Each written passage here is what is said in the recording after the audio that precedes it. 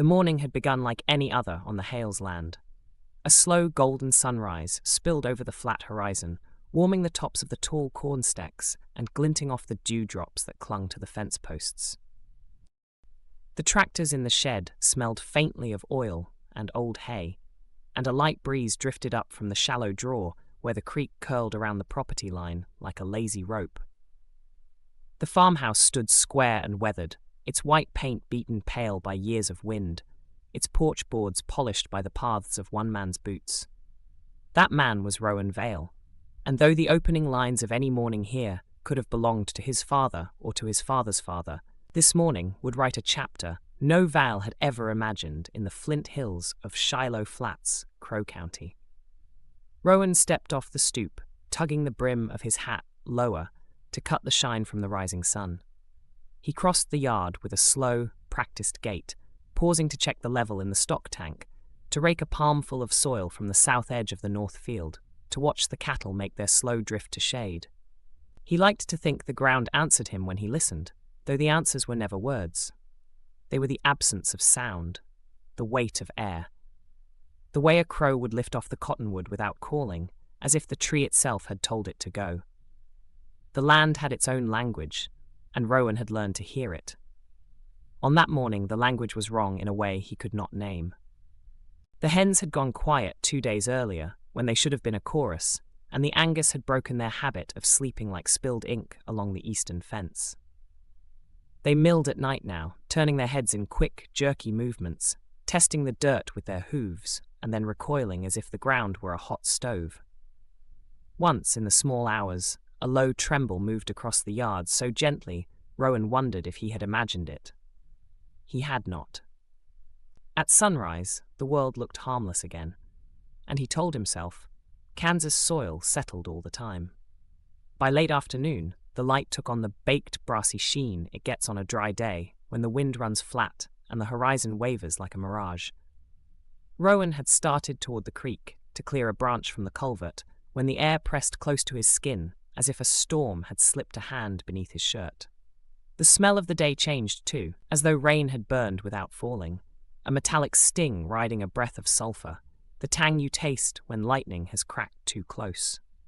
He stopped, one boot sunk to the ankle in the soft shoulder of the path, and looked toward the south field. The corn there stood in straight rows, his father would have approved, tasseled high and yellow as old brass. The rows moved in a wrong rhythm. The leaves didn't ripple with the wind. They shuddered from the ground up. The first sound was distant as freight a county away, a bass note travelling through limestone ribs, and Rowan felt it before he heard it. The second sound came up the water gaps, rattled the windows, and popped a hairline crack across the corner of the kitchen sink, like a thin vein of ice. He put a hand to the table to steady himself, and the table slid a fraction south as if trying to walk. A glass leapt from the counter and shattered into a dozen clean chips. The old farmhouse let loose a groan, the kind of sound cedar makes when a barn door falls off its track, and then everything moved not side to side, but up and down. A snapping, percussive buck that threw dust from the beams and lifted Rowan's heart into his throat. He made the porch in 2 long strides and stood on boards that rose and fell like a skiff on a bad river. The cottonwood by the chicken run creaked, the rooster went silent, and the horizon buckled and smoothed as though the world had shrugged and then made up its mind to be still. Silence dropped, hard and sudden. He could hear only the creak of a loose hinge and the quick, high breathing he had not meant to do. He waited, counting to 30, then to 60, then to somewhere beyond counting, because his hands had not stopped shaking. When the sway of the porch ceased, he took the steps 2 at a time and crossed the yard. The ground had split like a baked loaf, long seams scribbled through the hard pack and across the path to the south field. At the far corner, near the shallow well the family no longer used, the soil had not split, it had opened. Rowan walked until the grass ran to torn dirt and then to a rim of crumbled earth that simply wasn't there a few hours earlier. The hole wasn't a circle or a crack or the mouth of a washed-out culvert. It was a gash the length of a pickup and twice as wide, a wound with clean edges that sloped into shadow. A smell came up, wet clay and hot metal, and that same sulphur, thick enough to tighten his throat. He crouched on the edge and trained his flashlight into the dark. The beam slid along soil and root, and then found not stone, not pipe, but a shine where nothing should shine. The light traced a smooth curve and kept tracing, and the curve kept being smooth when it should have been torn. He moved the beam left and right, and the walls of the opening gleamed faintly as if varnished, and shallow ridges ran along the shine in long arcs like the ribs of something that had decided to be a tunnel. He rocked back on his heels and wiped sweat from his forehead with the back of his wrist and tasted salt and dust and something bitter. He said 3 words to the empty field, because a man has to say something when the ground says something first. Then he stood up and drove to the only neighbor he called by his first name, the way boys call each other at 13. Nate Booker had 50 acres of brome and a metal shop loud enough to drown a thunderstorm, and a coil of climbing rope on a pegboard that could hold a 2-ton truck. Nate didn't ask questions.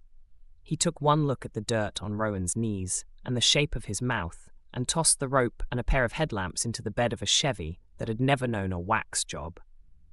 At the edge of the south field, Nate whistled low, because men who don't talk much still have to let sound out somewhere. They tied the rope off to the steel post of the windmill. Rowan's grandfather had sunk post hole by post hole, and Nate spit in his palm and worked his hands along the line to check for fray. Rowan went over first, boots finding purchase on hasty steps he cut out of the wall with a trenching shovel. The earth felt warm, not from the sun but from itself. Soil should give way in crumbles. This gave in smears, as if it had been heated and pressed and cooled into a skin. The hole opened into a passage that made no sense. It wasn't a sewer or a mine. The walls were neither poured nor stacked. They were slick with a translucent sheen that caught his headlamp and returned it to him diffused and bruised, as if the tunnel inhaled light and exhaled shade. Thin black veins veered and rejoined, a lacing that made shapes nearly geometric before the lines dissolved into randomness again. When Rowan put his gloved fingers to the wall, it felt not like rock or clay or old concrete. It felt like the inside of a conch shell slick with a trace of salt and something faintly sticky that tugged at the glove's rubber and then let go. Somewhere in the dark, a small sound repeated in an irregular rhythm, like a heart that had forgotten how to count. He stilled his breath without meaning to, and the sound came again, lower and longer, a pressure throb more than a sound, an infrasound weight that made his sternum vibrate and his teeth itch. Nate slid down beside him, lamp beam cutting the passage and laying it open a few feet farther. "It's breathing," Nate said, and Rowan might have laughed if his mouth had been anything but dry. They went deeper, because that is what men do when the thing they should not do is the only true thing left to do. The floor sloped gently, a slickness under the thin skim of dust, and puddles gathered along the left wall, where the sheen broke in a long scar and let groundwater seep and sit. The water reflected their light in a heavy way, the way oil does. The surface undisturbed, but never still. The smell thickened, the sulfur richer, an iron note rising beneath it, and then something else that tugged at the oldest part of a man's brain and said danger. The passage bent, and the headlamps broke open a wider space without warning, the beam leaping and landing on a mound of something too regular to be natural and too rotted to be recent. Rowan stepped closer and saw the bones of a buck, the rack heavy and beautiful and wrong now that it had been stripped by time in the dark. A coyote lay near it, curled as if sleeping, its hide slowed into a black mat that had fused with the slick floor. Knots of fur hung from the wall at shoulder height, as if something had brushed by repeatedly over years, leaving strands that had hardened to wire. Nate crouched and aimed his light into a crack at the base of the mound, and then stood fast, his breath clipping short. Inside the crack lay a heap of small white domes like broken eggs, but thick and opaque, shells stuck together in a way that was not a nest and not a trash pile. He touched one with a stick, and the shell depressed like cartilage, and then sprang back. The infrasound rose, a swell that wasn't a note so much as a pressure wave curling up from the floor and through their calves. It made the puddles shiver without rippling, and the lamps quivered as though light were a thing that could be shaken. Rowan lifted his beam to the ceiling, and something there glistened, a curtain of resin that bulged along a seam. The bulge sank in a fraction and swelled again in counterbeat to the pressure in his bones. Breathing, Nate had said, and now the word fitted itself to the evidence like a name pinned to a shirt. Rowan took a step back, and his heel slid 4 inches, as if the ground had chosen not to be ground in that spot. He grabbed for the wall, and his glove came away with fine filaments stuck to it, threads that tugged and snapped like sticky silk, and the glove stank where the filaments had adhered. Somewhere ahead, and to his right, a smaller sound started, a scraping that might have been stone on stone but wasn't. It was claws on the slick material, a sound like someone turning pages in a heavy book with gloved hands, slow and careful and thick. They did not see it whole that first time. The light hit an expanse that was not wall and not water, a curve that caught shine in a way that made space into surface. Then a lens within a lens opened, not closing against light, but widening to take it in. Rowan had looked into the eyes of bulls and coyotes, and once a mountain lion that had lost the better part of a fight with a trap. Predators' eyes hold something hard within them that does not alter. Prey eyes hold everything, and then go empty. This eye held something else, a regard that felt neither animal nor human, not because it was smarter or duller, but because it did not carry fear. It carried magnitude. They moved backward without deciding to, the way a boy lifts his hand away from flame even when he wants to know what pain is. The scraping came again, nearer, and the infrasound grew strong enough to make the beam of light fuzz at the edges. When they reached the bend, Rowan found his feet and ran. He heard Nate behind him and felt the air change on his cheeks, colder as the passage rose toward the opening. At the rope, he went up a hand over hand he had not practiced since he was a teenager, Nate a heartbeat after, the two of them hauling their weight with the frantic dignity men keep, even as they flee. They did not talk at the rim. They stood and looked down and then turned their backs to it, because some things should not be watched, in case watching invites them up. When Rowan finally spoke, he said he needed more eyes, and he did not mean neighbors with shotguns. He meant a man whose mind lived under the ground as surely as Rowan's lived on it. Dr. Amir Nassar had come to Kansas from further than most men come and had stayed because rocks speak a language no border polices. He worked out of a 2-room office at Flint Hills State, where he could tell you the age of a limestone layer from the way it broke under a hammer and could show you earthquakes on a laptop as if they were shy animals that left tracks in numbers instead of snow. Amir listened to Rowan, not because he believed the word monster or disbelieved it, but because he believed the ground. He loaded 2 boxes into the bed of Rowan's truck, a triaxial geophone kit and a set of low-frequency microphones that looked like pills strapped to saucers. On the way out of town, they nearly clipped the front bumper of Deputy Isaac Penn's cruiser because Penn had been parked under the courthouse elm for 2 hours, waiting for a reason to hand out a lecture about speed. He followed them to the county line, then turned again, and followed the dust anyway. Men who wear badges sometimes go where orders have not yet been written. By late afternoon, the 3 of them stood above the opening, and Amir's face made a line Rowan did not know he could make. He said the same 3 words Nate had said in a different order, and then he set to work. He planted geophones around the rim in a rough triangle, hammered stakes to anchor the low-frequency mics, checked levels and cables, and then handed Rowan and Isaac 2 sets of over-ear monitors the color of a rain cloud. "If there is anything moving under here that is bigger than a drunk badger," Amir said softly, "I will hear it breathing." The headphones filled with the hush of the planet, a static that wasn't static at all, but the layering of whispers too numerous to distinguish. Amir tweaked a dial, and the hush resolved into something Rowan felt in his teeth. The wave rose and fell, slow and strong, and the mics made it into sound. A left-right-left, you could count if you were foolish enough to make a rhythm out of it. "Infrasound," Amir said, and he pointed to the spectrogram on the laptop screen where a thick band pulsed near 1 hertz. He did not say monster. He did not have to. The spectrogram said mass in a language neither man had spoken but both could read.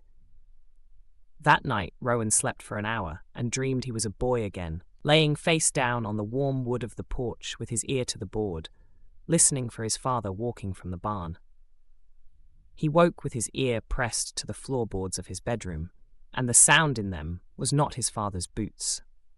It was the ground learning a new way to move. He dressed in yesterday's shirt and walked the yard.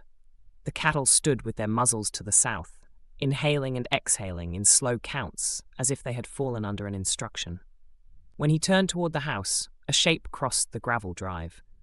It was only a fox, thin and high-stepping, and wrong in the way it held its tail low. It paused and looked toward the field and then trotted on without acknowledging him at all. By noon the next day, a circle of men Rowan barely knew stood at the south fence, called by Isaac or by the hum of gossip that moves faster than wind. There were opinions, there were theories.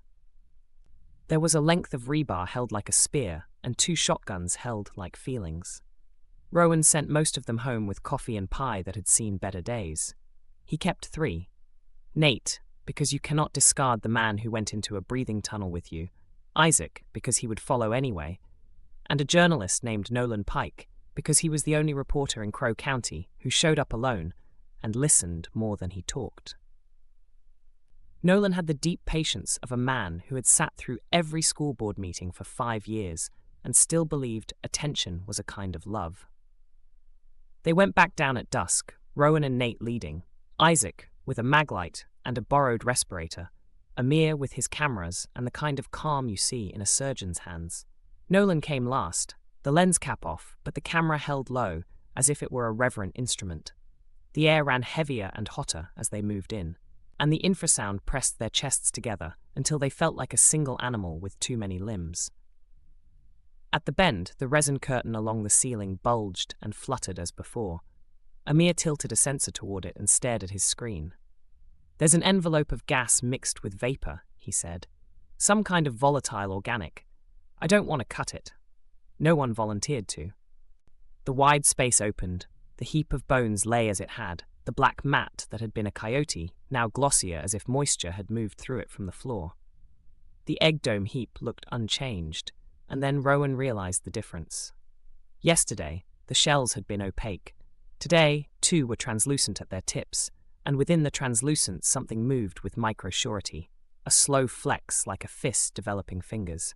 They should have gone. Men do not always do what they should. Amir crouched, took a sample of the film from the wall, and sealed it in a tube. Nolan lifted his camera, and the flash popped once, and a shape withdrew into a depth Rowan's lamp could not fill. The scraping began again, not ahead now, but behind and above, and the infrasound swell lifted into a second harmonic that made the fillings in Nate's molars ache. Isaac swung his light toward the ceiling and swore under his breath, because the word you say when the universe is wrong should not be loud. What they saw then was not the whole of it. It was a section like a ship's hull sliding past too close in a fog. The surface was not scaled and not furred and not smooth. It was plates within plates, a tessellation that flexed with breath. Between those plates liquid filmed and ran, and where it fell to the floor it smoked in small, patient curls. Then came the eye again, nearer, not round but long, not flat but deep. A lens that layered lenses, and within the depth, a black iris like a collapsed star. The light did not make it blink. The light made it choose a pupil size that took them in while keeping them far away. The movement that followed was slow and without effort, not a lunge, not a strike. It was the kind of movement an ocean makes when a tide turns. A ridge the height of Rowan's chest came forward beneath the plates. The floor quivered, and the puddles slid forward along the slick without spilling. The 5 men turned as one body and ran. There is no shame in that. Survival is not vanity. They reached the rope and became their teenage versions again, fast and clumsy, and desperate to be topside, where air was a frivolous luxury that suddenly mattered more than talk. They made the rim and kept running to the fence, where they turned, because you must turn to face the thing that has followed you, whether it has or not.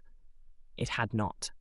The opening lay as it had lain, except the air above it held a shimmer like heat off a highway, and a smell lifted from it that would not leave Rowan's sinuses for days, a burnt copper sweetness he would taste in his coffee and in his sleep. Amir called the State Geological Office because there are moments a man steps past his friend and his county and calls the nation. The line did not ring long. In an hour, a man named Wade Hollow, who wore the badge of sheriff with the gravity of a verdict, stood at the fence and did not shake Rowan's hand until his eyes had measured the hole and the men around it. Behind him, 2 unmarked SUVs idled, and when the doors opened, 4 men climbed out, their haircuts identical, their eyes scanning separate quadrants as if the world were a checklist. They were polite and utterly uninterested in Pi. They listened, they asked for coordinates, they asked for access, and one lifted a handheld sensor that whined once, and then steadied at a note you could only hear if you didn't want to. News gets out the way, trapped vapor gets out. Through seams, through faults, through the tiny places no one made but everyone uses. Nolan did not post the first piece of footage that night. He posted a single still, the rim of a sinkhole, 5 men silhouettes at dusk, a line of crude red tape strung between steel posts like a child's idea of a fence. He added 30 words that said nothing a lawyer could pass, and everything a boy in a basement needs to light a match. By dawn, the road by Rowan's North Gate hosted 3 news vans parked as sheepish as cats, and 8 cars that belonged to men who were not from Crow County and had come to tell Crow County what it was. Rowan did not let them in. He let Wade in. He let the men with the identical haircuts in because the alternative was worse. Throughout the day, equipment arrived. Ground-penetrating radar arrays that folded like beetles, a concrete pumper that looked like a praying mantis on its side, a generator large enough to run a fairground.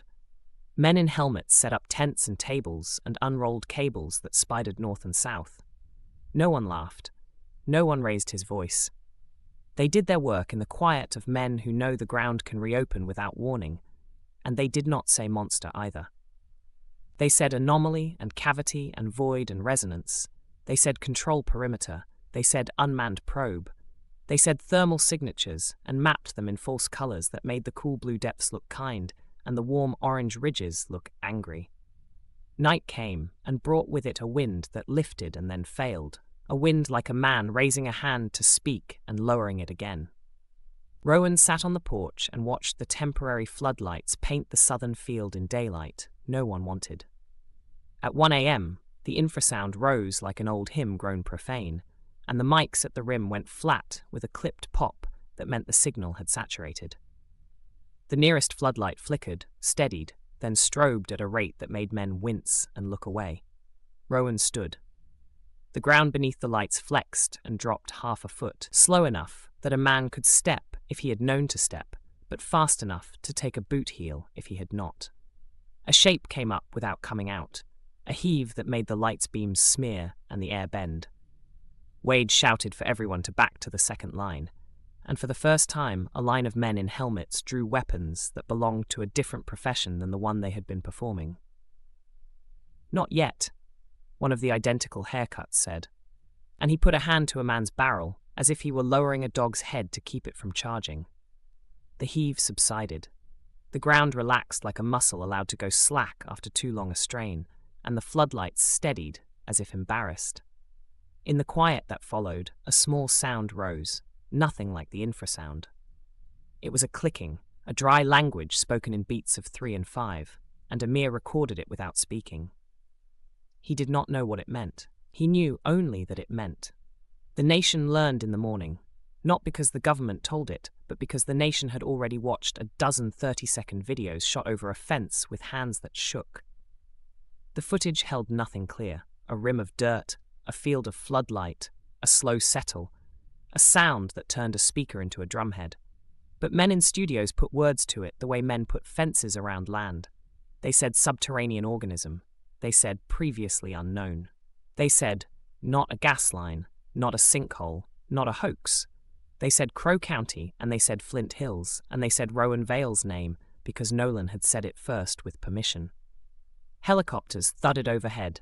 Drones buzzed like horseflies. The road filled and then was emptied by barricades, and then filled again on the other side of the barricades by men who do not accept barricades.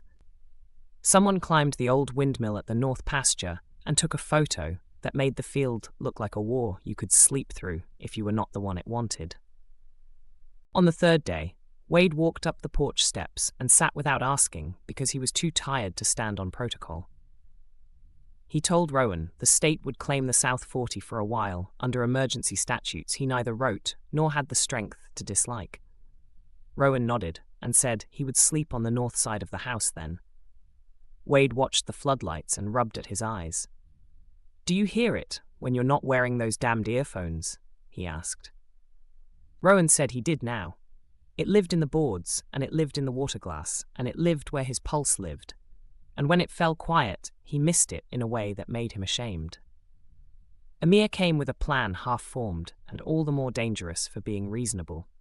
If the organism, he refused to say creature because he wasn't a poet, moved along veins of resonance, maybe it could be led along them. Infrasound is not only made by mass, it can be made by speakers and cones and equipment designed to be felt more than heard.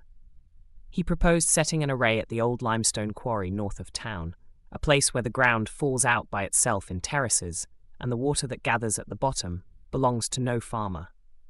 If they could lead it there, as men lead a horse by tapping a bridle, perhaps it would take the lower option and rest in a place that did not carry fence lines above it. "Trap it?" Wade asked. "Guide it," Amir said, "if it can be guided." There was no alternative that did not involve explosives, and the man in the identical haircut who had said not yet had also said not that. Under the ground of a county run pipes and aquifers and old mines, men forgot. Blow one thing wrong, and you break 10 things right. They set the array at dusk, a line of cabinets the size of coffins trucked to the quarry and wired to a generator that hummed in a key men feel in their teeth. Amir tuned the signal with a musician's frown until the cones pushed air in pulses, counted to the band he'd watched on his screen for 3 days. He built a ladder of tones below it and above it, and then settled on the one the ground seemed to suffer the least. He triggered it and looked at Rowan the way a man looks at a partner before a trick that might make a crowd gasp and might kill them both. Back at the farm, the microphones read the ground.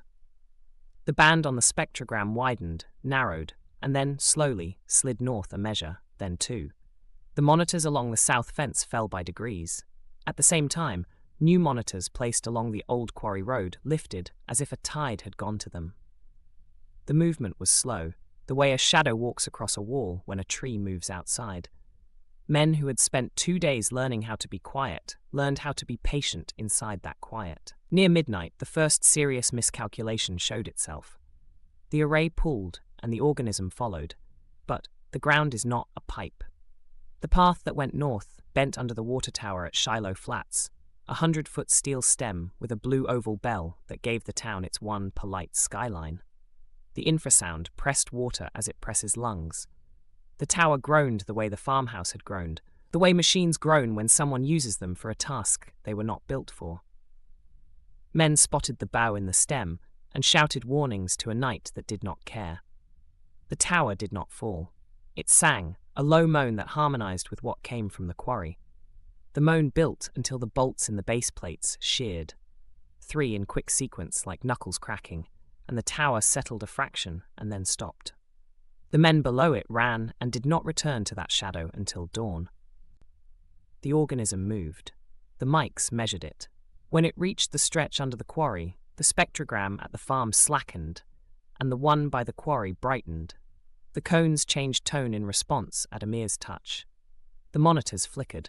The ground under the quarry dropped, a small collapse at first, and then a larger one, and the terraces slumped like layer cake left in the sun.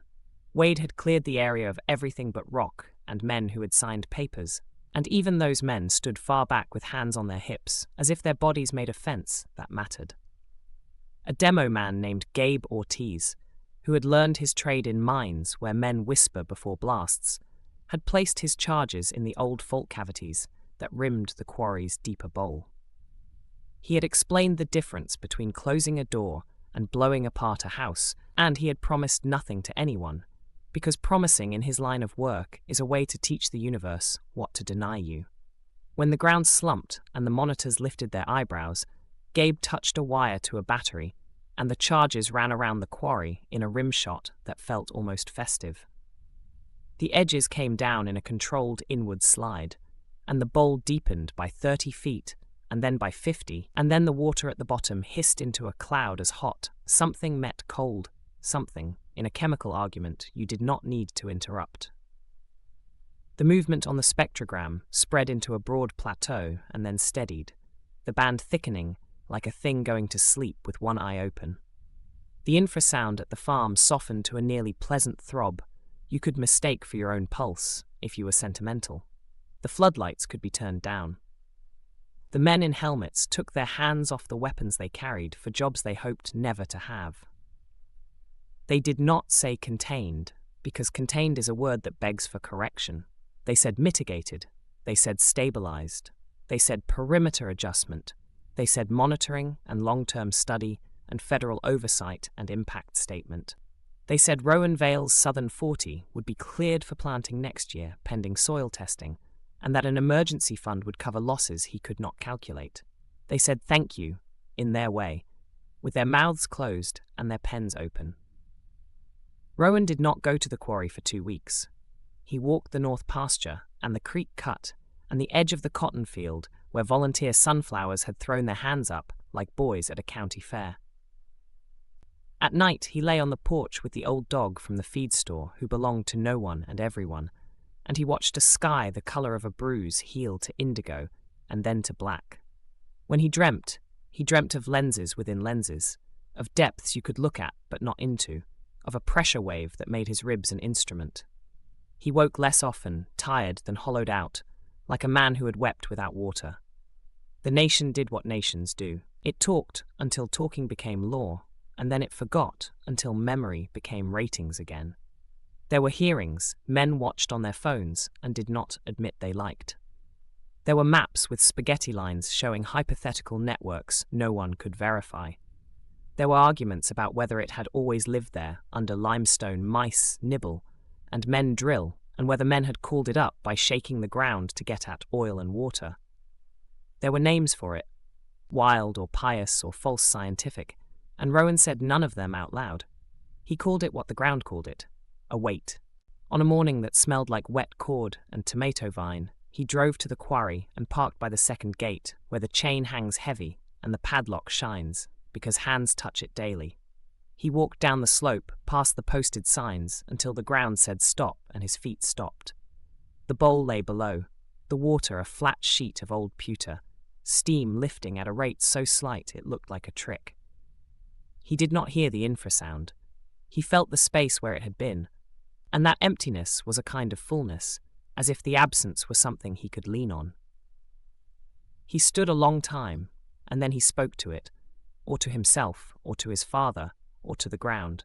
He said he was sorry for the names men had made, and the fences and the cameras and the charges, and the way fear turns a man into a point instead of a person. He said he understood that not all things hidden should be found, and that some that are found should be allowed to sink back into the depth that does not belong to men. He said he would plant the south field in a cover crop this autumn and see how the winter sat on it. On the way home, he stopped by Nolan's office, a one-room space above the old feed store that smelled like floor polish and stubbornness. Nolan handed him a print, a photo taken the night the floodlights strobed, the sinkhole rim lit like a stage, and the men around it small enough to remind any viewer that perspective is a bully. Rowan took the photo and hung it in the kitchen by the door to the mudroom, not because he wanted to see it, but because he wanted to know where it was. If you hang a thing, you can walk past it. If you hide it, it walks past you. A year slid by like a long, slow truck in low gear. The cover crop rooted, winter laid a quilt of hoarfrost on the rye, spring stepped in with soft boots. The hens found their voice in a way that made the mornings busy again. The cattle went back to sleeping like spilled ink along the eastern fence. The windmill sang on days it should have been still, but men will hear ghosts where they loved and where they feared both in the same place. Amir came now and then, sat on the porch, drank coffee gone cold while he talked about waves with names and waves that needed names. Wade stood by the gate sometimes, a man who had learned that protecting a county sometimes means telling a county no. Nate fixed a fender and set 3 posts and laughed at the old dog when it refused to learn a new trick that involved a stick and dignity. Rowan woke some nights to the feeling of weight without sound. He would sit on the edge of the bed, then go to the porch and let the cool boards teach his feet their old job. He would watch the dark and think of depth that does not end. In those moments he did not feel terror. He felt the kind of fear men feel when they look at the ocean and remember they are not its measure. When the feeling passed, he would go in and sleep the sleep of a man who will wake at dawn, because dawn is not a promise, but a habit. He did not go down into the tunnel again. The rim had been braced and fenced and finally capped, the soil packed and planted and then left. The land does not forget. It forgives only in the way the land forgives, by covering. If you were to stand there on a day when the wind had travelled far and the air was a clear pane, you might think you heard a sound too low to be sound, or felt a pressure too gentle to be pressure. You might think you imagined it. You might be right. You might be wrong. One afternoon in late summer, when the corn was high enough to make a man feel like a boy walking between its walls, Rowan cut a path to the old well with a machete his father had kept hung on 2 nails in the barn. He stood where he had first shined his light into a shape that had not been a hole, and he stepped off the distance from there to the fence and back again, the way farmers count the world when they are alone. A cloud passed over, and the shade moved across the ground like a hand, and when the sun cleared the edge again, he smiled without deciding to. The smile held sorrow and relief and awe in equal parts, which is as good a mixture as a man can hope to wear on his own face.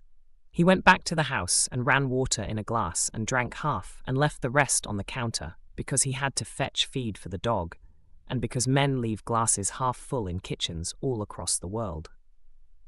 When he returned, the glass hummed on the counter. It was the refrigerator, he told himself, the old motor labouring back to life, and the hum faded, and he lifted the glass, and the water inside had small squares on its surface, where the light came through the window screen and patterned it. He drank and did his work, and at dusk he stood on the porch and watched the north sky when news helicopters had gone home long ago, and the buzz of that kind of attention had been replaced by cicadas, which do not care about ratings. If he had said a prayer, it would not have been for safety. It would have been for proportion. For the right size of a man, next to the right size of a world. For the humility to hear the language under your feet, and the sense to know when to answer, and when to stand still and let the ground speak. He did not say it out loud. He carried it like a stone in a pocket, and rubbed it smooth with worry and gratitude, until, like all well-handled stones, it fit his hand without weight. Every once in a while, a car with out-of-state plates would slow on the road by the North Gate, and a man with a hat that had never known sweat would lean out the window and shout a question that carried the shape of answers he had already decided on. Rowan would lift a hand as if to wave and then let it drop, because he had learned that some conversations are not invitations. He would go back to his work. The dog would follow. The fields would move in the wind that comes off the plains with the patience of a story that does not need to end to be true. When the nation remembered, it said the words it had liked best the first time, and then found new ones to wear to the second telling.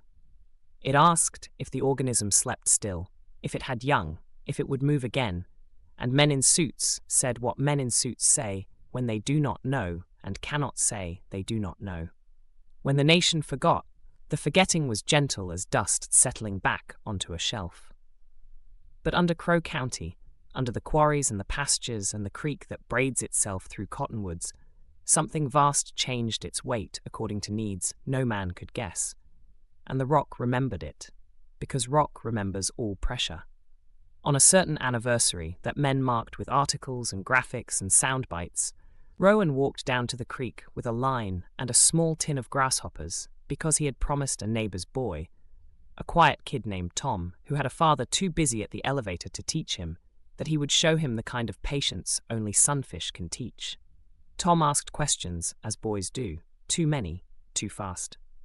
Rowan answered none about what lay under the south field.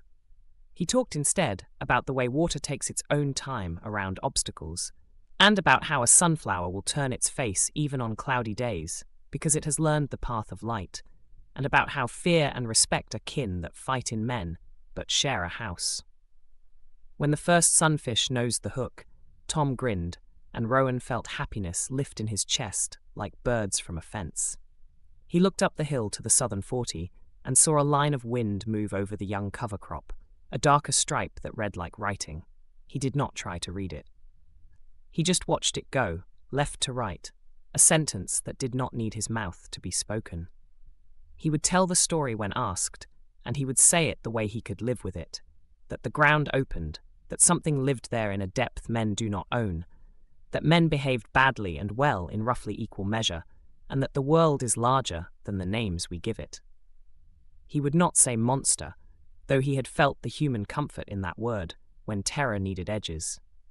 He would not say miracle, though he had felt the human comfort in that word when awe needed softness. He would say what he had learned, that sometimes the land whispers for decades and then raises its voice, and a man's life is the measure of whether he learned to listen in time.